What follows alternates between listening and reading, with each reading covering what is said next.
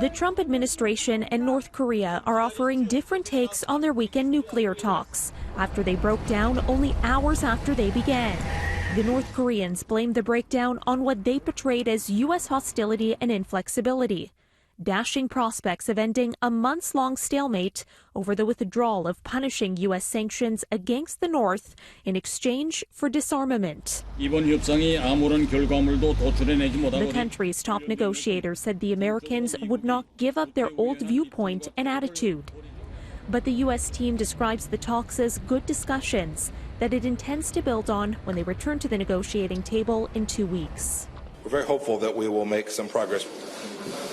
America's top diplomat Mike Pompeo echoed that sentiment before the talks broke off. We came with a set of ideas. We hope that the North Koreans came with a good spirit and a willingness to try to move forward to implement what President Trump and Chairman Kim agreed to back in Singapore.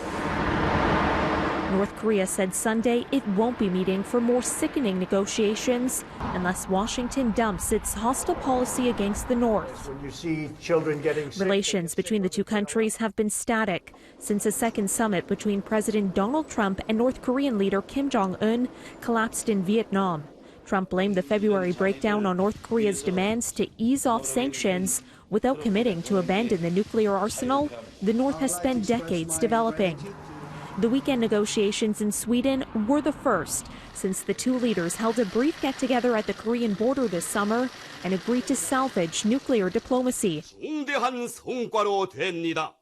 Only a day after announcing the new talks, North Korea said it had test-fired a new ballistic missile, underscoring the need for the Trump administration to move quickly to negotiate limits on the North's weapons capabilities. It's unclear whether North Korea will return to talks in 2 weeks. In a statement, the North Korean Foreign Ministry suggested that the Trump administration was only interested in forcing a deal on North Korea so that it could score a diplomatic victory. And it's warning Washington it's only going to wait until the end of the year for the U.S. to show more flexibility in talks.